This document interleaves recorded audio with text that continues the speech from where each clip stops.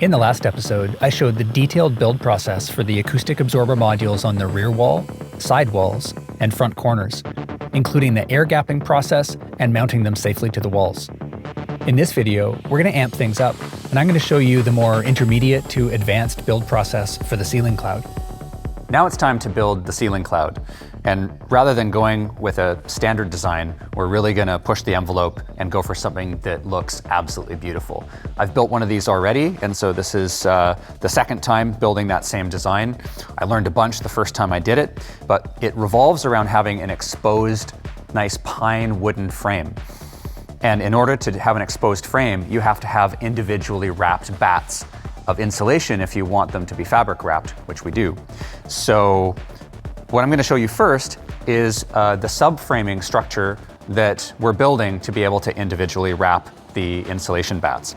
So we're going to end up with something that looks like this, which is 2 feet wide by 4 feet long, the exact size of the bats. And we're going to build these out of, this is just SPF regular lumber, 1x2. I've cut templates. And so I have a 4-foot template and a 2-foot template, and that just makes it really easy to rinse and repeat these cuts when you're doing a lot of them. And I have mitered the corners, which if you're not familiar with it, it just means you go like this and you have a 45-degree angle. The other way to do this is called a butt joint. And a butt joint is ugly, but when you don't see it, it's nice and easy. So that's a butt joint. You can do that too, okay? But I'm gonna miter everything because, hey, I like the practice, okay? So we're gonna do all these cuts, and then we're just gonna use standard wood glue, okay? And we're gonna glue up all of the corners. We're gonna use the speed square here to make sure that they are square. When you're pressing in, we're just gonna use a bit of shop towel to be able to absorb the glue. And then in order to provide some clamping force and extra rigidity, then we're gonna staple these corners, okay? Now the staples that we're gonna be using are the Arrow T50s, the ones we've been using, but we're gonna use the big daddies. These are the really deep ones. These are the 9/16 staples. That's, for you metric people, 14 millimeters, okay? And these guys sink really, really, really deep, and they're gonna hold that joint together. And then when we're done gluing up and stapling the one side, we flip it over and we staple up the second side, and then we set the frame aside for the glue to bond. Our ceiling cloud is gonna be 6 feet wide by 4 feet long, or 4 feet wide by 6 feet long, whichever way you look at it. And it's gonna have 1, 2, 3 of these bats subframing structures in it. And in order for us to do this correctly, we're gonna use one subframe on the bottom, sandwiching together with one subframe on the top, and the insulation is in between those subframes. Why am I using one on the front? It's because we're gonna have this rigid hardboard on the sides of it. And the hardboard will tilt in on itself when it's wrapped with fabric, and the corner looks crap if you do that. I did this, I made this mistake, and then I altered my design. So this subframe is gonna sit up top, and it's gonna hold the top of the hardboard in. You'll see as we design this. And then, as an extra design feature, and this is completely optional, but I love this look, I'm gonna use my router with a 45 bit. So this is a 45-degree chamfer bit on the router, and it's gonna go along like this, and it's gonna bevel the edge of the front subframe. And then when we wrap that with fabric, it's gonna look super sexy. So there's our game plan. Let's get going.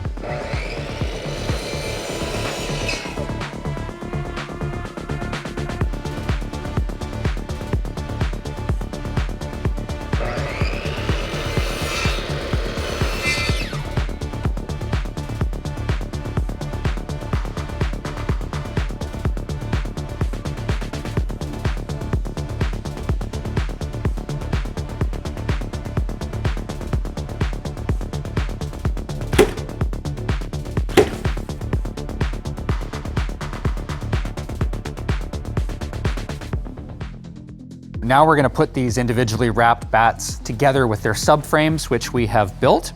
So step one is I'm gonna lay one of the subframes down. I've got my stapler loaded with the 1/4 inch staples because we're gonna put landscape fabric on. So we're gonna do a layer of landscape fabric, and we're gonna leave the back of it open because we need access to be able to put screws in to the side of the actual ceiling cloud frame, because that's how it gets held into the ceiling cloud, okay? Then we have this white fluffy insulation. This is low density fiberglass, and we're gonna put in 2 bats of that. We're gonna put a bat of the more rigid 1.5 inch bat of cavity rock on top, give it a nice hard facing, help with base absorption. And then we're gonna put the second frame on top of that, and that's gonna be our insulation sandwich. And then we're gonna use this stuff. You could use anything thin here that has a bit of rigidity to it. And that's just gonna add siding to this 2 subframes, and it's gonna help to hold them together so that the corners are really nice when you add the fabric wrapping. So this stuff that we used, I've used 1/8 inch plywood before, and that worked out really well. In this case, we're using a hardboard, which is, I believe this is MDF. I think this is just really thin MDF. So this is 1/8 inch. They called it hardboard, but pretty sure it's just MDF. And it has, it has a bit of flex to it, but you can just rip it on the table saw, and we've ripped this to exactly 6.5 inches wide. So the whole framing structure with the subframes and the insulation sandwich is gonna be 6.5 inches deep, okay? Let's go.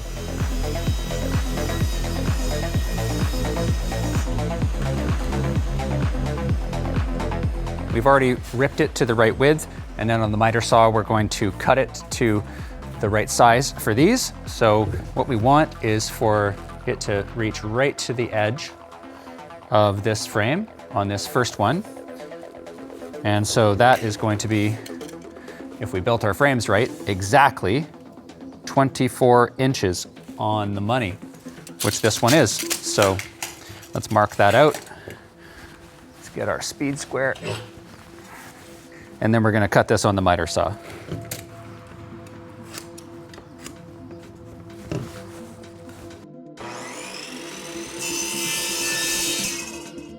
Yeah, bang on. So now we're going to pin on, using the stapler, the hardboard just to the bottom frame, not the top frame. If you're doing a bevel, that's critical. So we're gonna do another staple swap.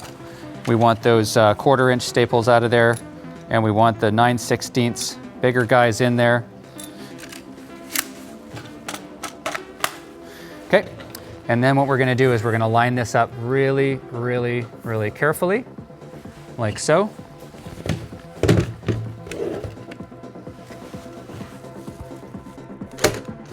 I'm gonna fire some staples in.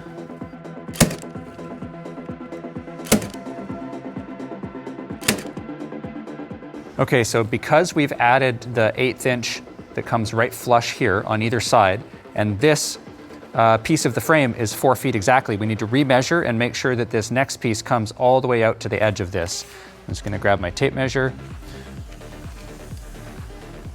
I'm gonna slide all the way out. And that is measuring now at 4 feet and 3/8 actually. So that's what we're gonna cut this side piece to.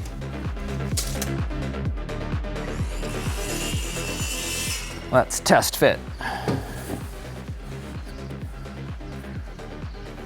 Oh, that's perfection. Okay, let's staple that in and call it a day on this one.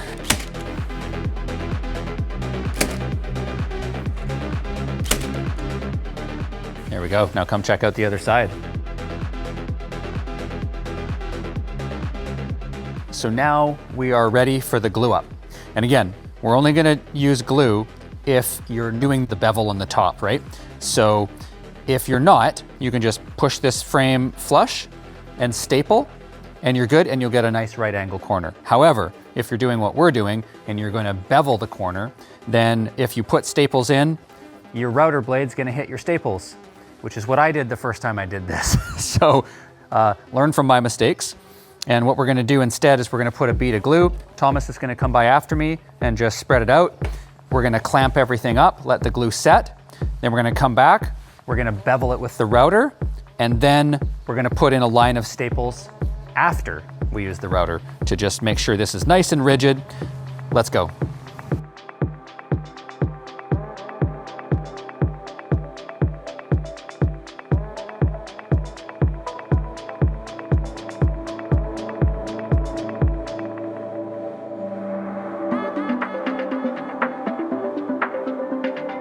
All right, so now we're gonna use our plunge router. This is the heavy duty router that I use for most of my work. And we're going to add a really nice 45-degree bevel to the front subframe. And that just gives it a really nice look. Again, this is optional, but just these little touches, I love the artistry and the craftsmanship of making the acoustic modules look as good as they can be. So what I've got on there is a 45-degree chamfer bit. Okay, a chamfer bit just means it's straight but on an angle. So this is a different angle. I have a bunch of different angled chamfer bits, 22.5, 11 degrees. But in this case, we're gonna use the 45. And how I've set up the router is we use our trusty setup blocks again. We use those all the time. And I place a setup block on and I sight from the side and I just look at where the bearing is sitting. And I make a note of that. So if I ever need to set up the router in the same way, I can just come back to the same setting, use the same setup block, and adjust the plunge router so that the bearing sits flush with the top of the setup block. Another little trick you can do with these to get it exact is place one on top of the other to see exactly where it's sitting, okay? So we're sitting 3/4 of an inch out from the plate of the router. When you do this, the router is always unplugged, always safety glasses. I do that even when I'm setting up the router. And then your hearing protection, okay? So then what we're gonna do is we're gonna run a little test. So I just have a piece of this 1x2 stock, 2 clamps on it.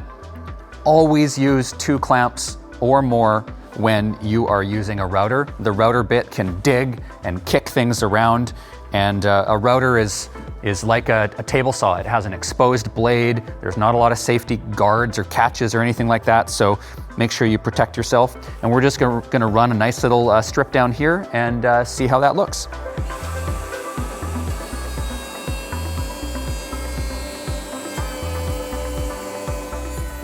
Yeah, so look at that. Now that we've got that, I really like that. We need a little edge on the side for our hardboard to come up to, but that looks like a nice clean stepped bevel. It's exactly what I want. Let's move on.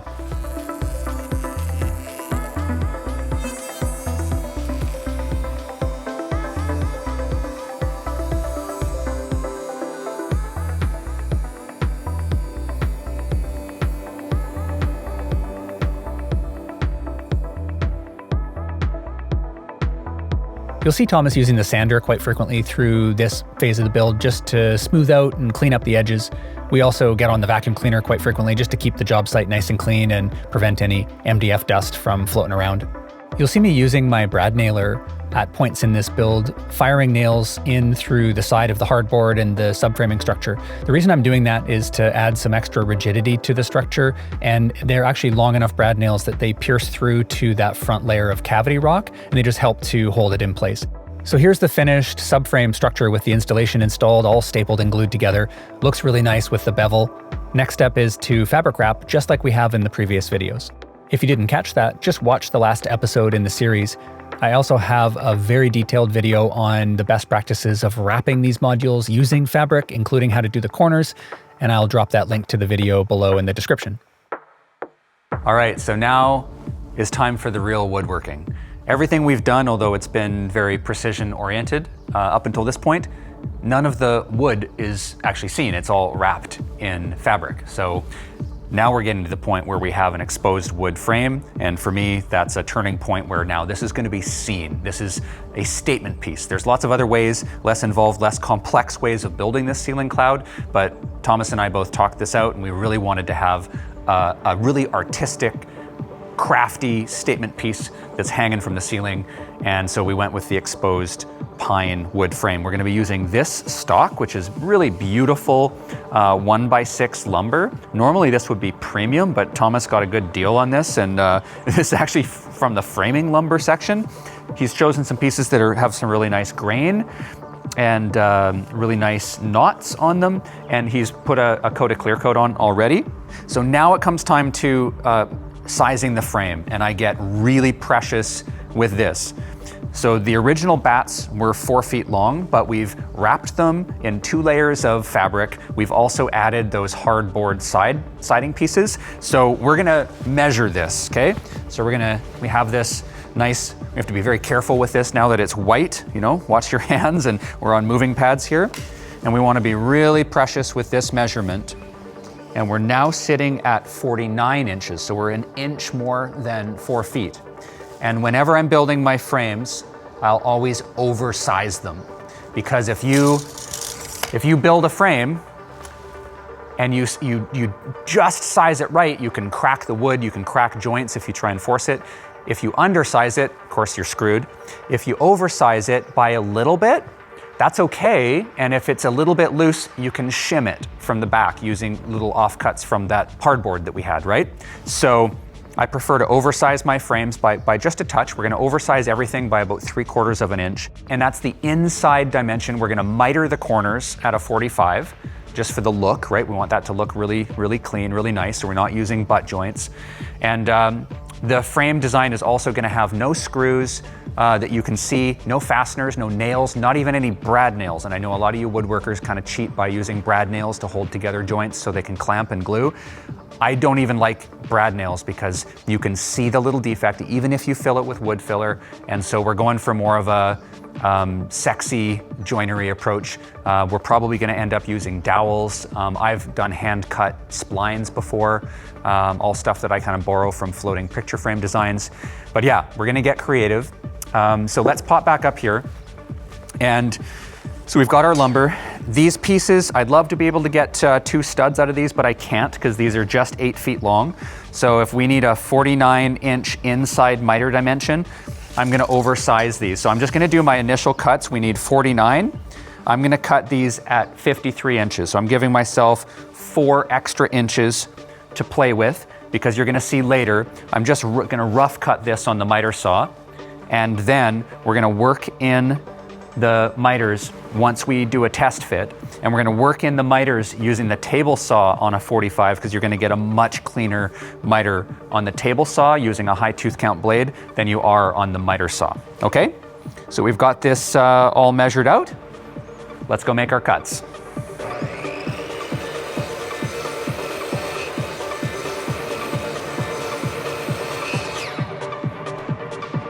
Now we're gonna do a little test, and we're gonna test all the way along. And we just wanna make sure, okay? This has been really dramatically oversized, okay? So now what I'm gonna do is I'm gonna measure the full width that we're gonna need for the ceiling cloud top and bottom plate. And so we're actually gonna just lay it out on these moving pads here with all 3 bats and with these on the side and with little blocking pieces inside, offcuts that we're gonna use to get our measurements again. So let's go and lay this out now.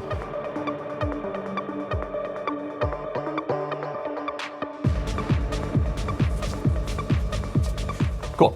So now we have this all laid out. We have little spacer offcut pieces to simulate the center studs. We have the side studs on that are gonna be visible. And we have the actual bats there with full dimension. So now after this test fit, I'm gonna take a measurement here. And I'm gonna take that measurement, right, which is exact, that's where we wanna end up. And I'm gonna oversize it by another 4 inches, okay? So that gives us 81 inches. So now let's go cut the top and the bottom plates to 81. And then we'll start sizing it down and getting the miters in place on the table saw. Okay.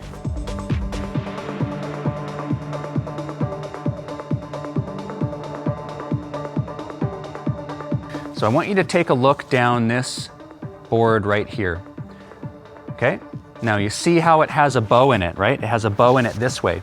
Now if you line this up so the convex part of the bow is into the side panel, then it's gonna kick out one of the ends and the measurement's gonna be different. So if you see a piece of wood like this, and they all have some degree of bow in it, you're gonna take that and have the convex side out and the concave side facing in.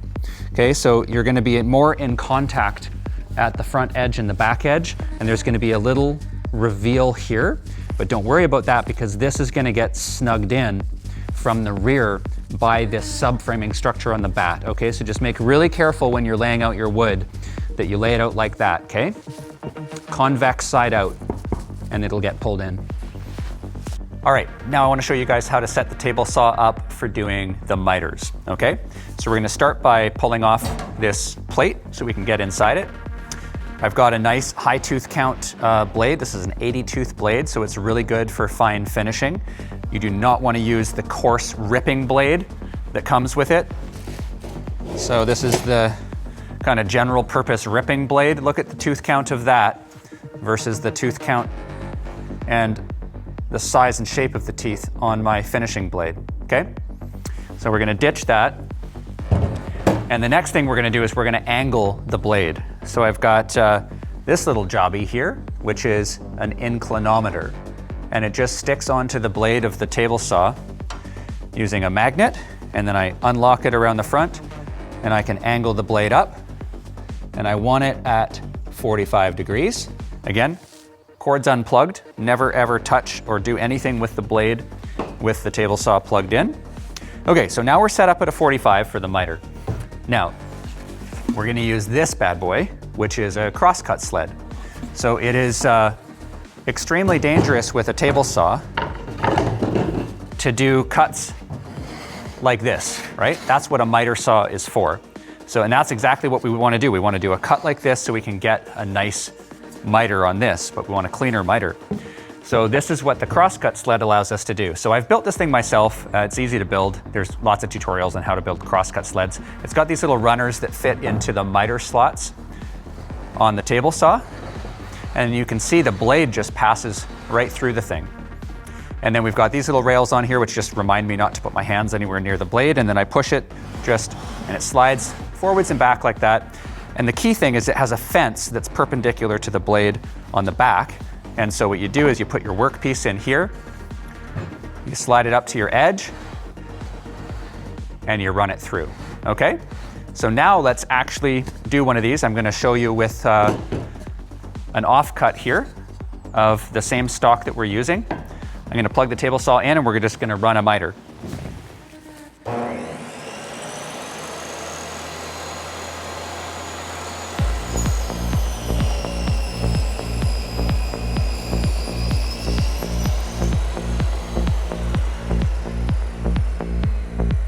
Now we can see we have these pieces. They're really, really clean. If you take a look at those are much cleaner than they would have been on the miter saw, which produces a lot of tear out. And they fit together, you know, and that is the type of joint that we are looking for here. Something that fits together nice and clean, like that. Okay? Let's get to work.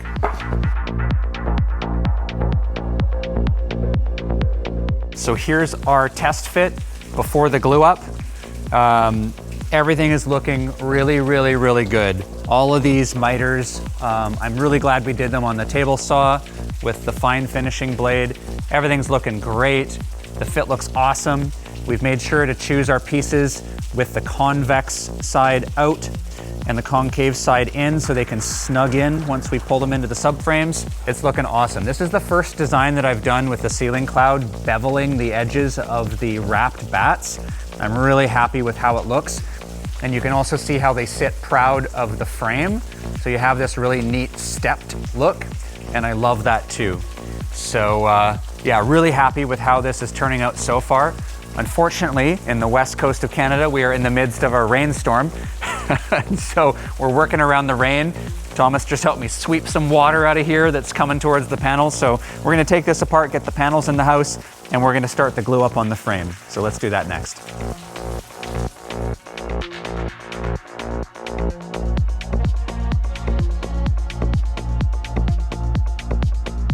Now you'll notice I am using my brad nailer here, but I've added these additional clamping offcuts, and I'm only putting brad nails through the additional offcuts. I am not using brad nails into the frame. This was just to help us to put some extra pressure and hold the joint in place during the glue up. And these corner clamps are definitely paying their way here and helping the joint to stabilize as the glue is bonding. Thomas, what time is it? It's time for, what are these things called? Dowels? Oh, what time is it? It's late, and I don't know my own name anymore. It's dowel time. Dowel time. Yeah, we did this one pretty late. The jig that I'm using there is a Milescraft jig for doing dowel joints, and it's really, really helpful. It just helps me to align the drill in at a perfect 90-degree angle, helps me to drill to the exact correct depth for the dowels, and helps me to line up all three of them that we're using in the joint. The hammer that we're using there is a little dead blow hammer, so it's got a rubber head to it that's not going to damage the frame. Don't use a regular hammer here because you can definitely dent up softer wood like pine. Once the dowels have all cured and they're set in there, you can use a flush cut saw to trim them nice and flush and then sand on top of that. Next up, we pop out the router again with that 45 chamfer bit to add another stepped layer of beveling to the frame. So we get a double stepped look where the individually wrapped bats sit proud of the frame with a 45, and then the next step out is the frame with a 45 chamfer on it too. I really dig the way this turned out in the end.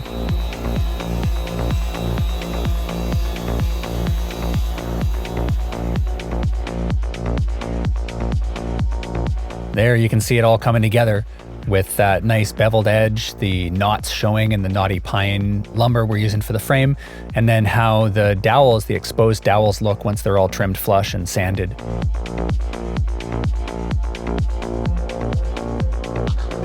All right, so late last night, we got the frame together so that it has the nicely cured glue for everything this morning.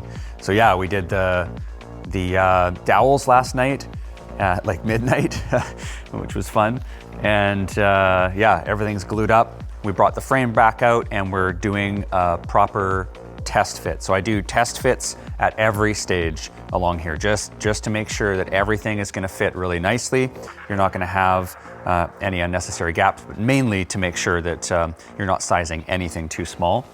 So we also used the router and we beveled the outside edge that's gonna be facing down that you're gonna see. And yeah, it's looking really nice with the beveled wrapped bats stepping down into the beveled frame. I haven't done this design before, but I really, really like it. And yeah, all wood joinery, no screws, no brad nails, and no nails. We achieved that aim. So now what we have is we have our center studs, and we're marking the positions for these guys because we're going to run Dado. And I'll explain what that is in a sec for you non-woodworkers. So I've intentionally oversized these studs, okay? Because I'm gonna cut them down using the table saw and the crosscut sled. But what I'm doing is I'm just putting in these studs as a test fit so I can mark the top and the bottom plate where they're gonna hit, okay? So I've put these in and then I've just very carefully marked the edges of the studs. And these are exactly 3/4 of an inch wide. And I'm gonna use my router to dado in so that these can't shear side to side. And we're also gonna put in some dowels to hold in. So why both of those things? We're gonna use the dowels for consistency of the look. You know, the dowels on the corner joints. I also want that same look. Again, no screws, no nails to hold the studs in place. But I want this thing to be rigid as well and to be really solid. So if these bats, for example, push to the side, right, shear force, I just don't love the idea that the dowels are the only thing holding that together. They could potentially snap, in which case the stud would come loose. So what I'm gonna do is I'm gonna run a dado. So a dado is just a little square indent You'll see when we do it.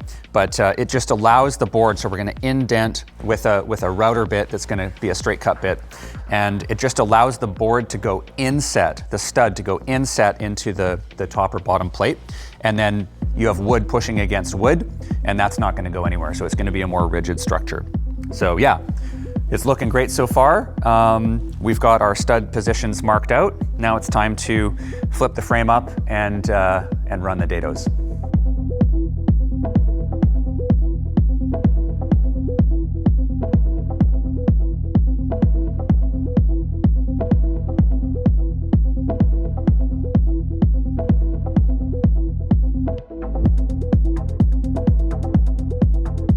So we're all ready to router the dados. We've already done the other side of the frame, and we've set everything up here. So we're going from the bottom side of the frame that is going to be facing down, that's going to be really visible, to the top edge of the frame. And that's just because if the router bit's going to cause any blowout, it's going to be at that back edge when I'm cutting through. And then we've also applied some masking tape to the back edge, because that just helps to contain blowout as well. So we're kind of keeping the front as the pristine, the side that's facing down. We've clamped out the frame using pieces of wood above and below it so that the clamp marks can't show in the soft wood. And then we've double clamped a fence, the speed square here, that's going to act as a fence for the router, because this is a straight cut bit.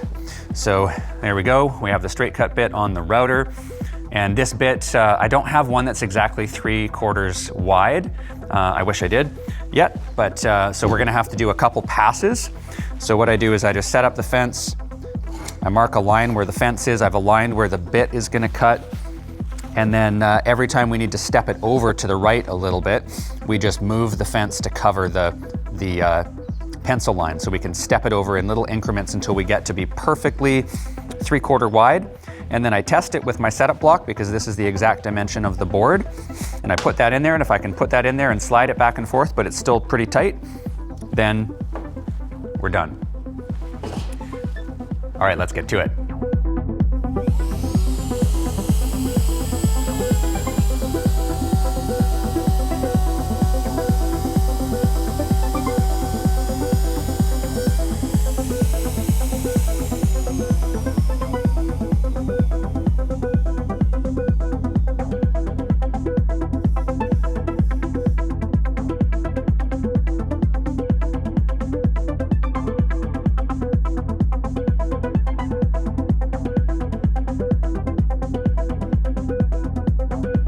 Once you have the dados all cut, it's time to get out that dowel jig again and start putting in dowels to hold the studs into place.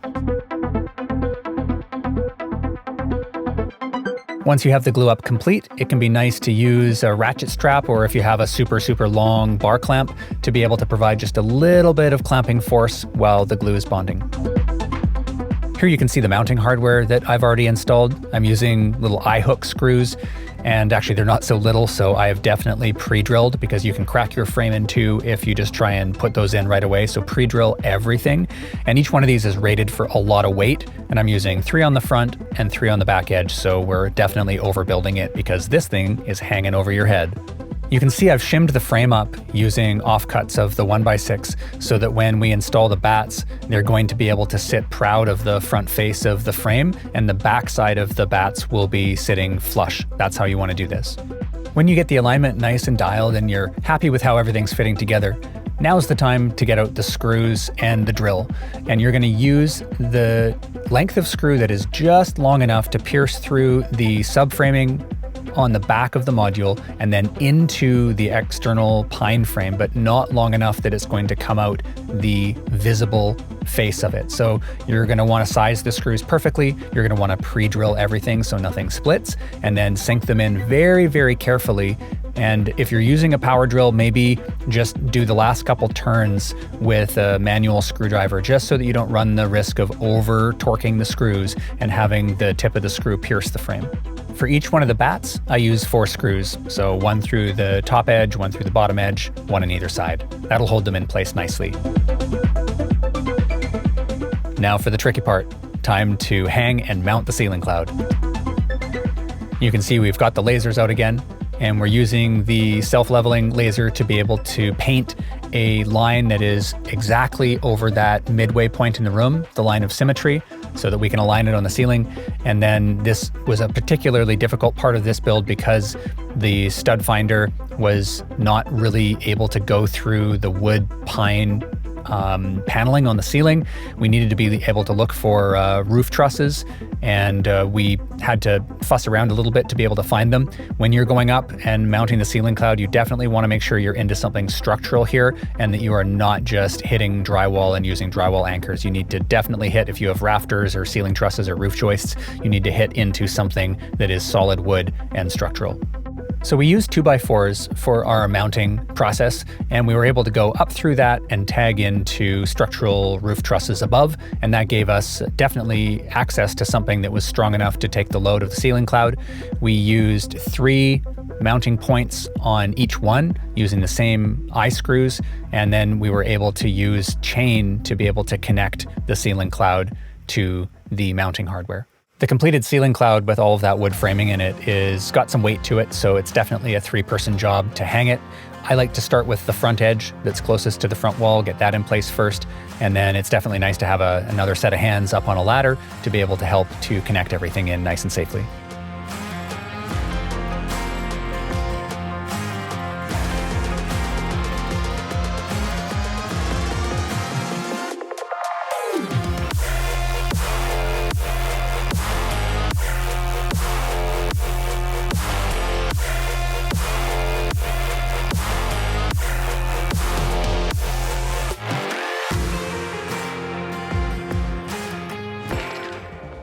In the next episode, we're going to go through all the detailed acoustic testing results, showing the incremental improvements that each step in the process made in Room EQ Wizard.